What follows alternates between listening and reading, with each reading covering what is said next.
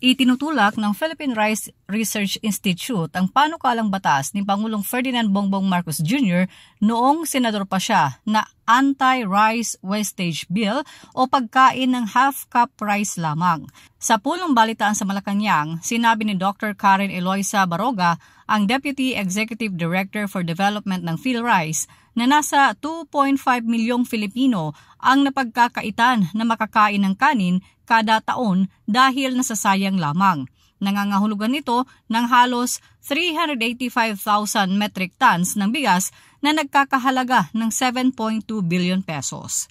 Ito rin ang dahilan kung kaya ikinakampanya ng PhilRice ang programang Be Responsible na ang ibig sabihin ay maging responsable at kumuha lamang ng kanin na kayang kainin para hindi masayang. Ano po ba napapansin natin pag may fiesta? No?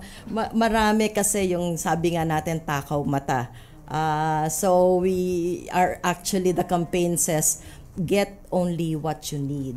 And in what we have done in the past was to encourage a half-cup serving as default.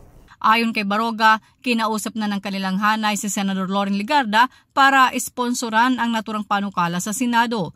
Sa panukala noon ni Pangulong Marcos, multa na 20,000 pesos para sa first offense ang ipapataw sa mga restaurants na hindi maghahain ng half-cup rice para sa mga customer.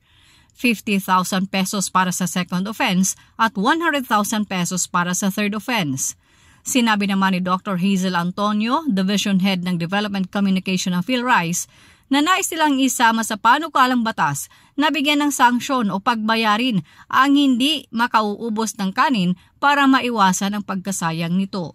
So, yun din po talaga yung stand namin na kunin lang talaga nila yung gusto nila. And sana yung mga only rice, ganun, mag-sanction talaga sila kapag hindi naubos. Kasi yun naman din yung sinasabi nila eh. Kapag hindi mo naubos yung kinuha mo, may fine. So sana maging strict lang sila para yung mga tao din mas conscious na sila. Malesen lang po. Yes. And I think we, sana ma-push nga po yung Senate bill kasi magkakaroon tayo ng commitment to lessen food wastage. International yung commitment. So I think we really have to work on it.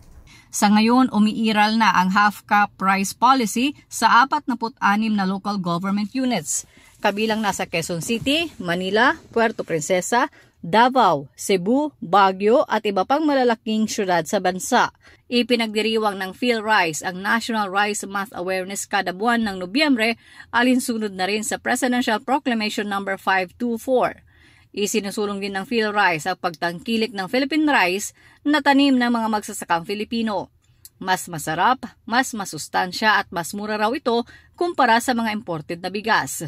Nakikipag-ugnayan na rin ang PhilRice sa Department of Education para turuan ang mga bata na huwag magsayang ng kanin. Chona Yu, Radyo Inquirer, Bayang Nagtatanong, Mamamayang Nag-uusisa.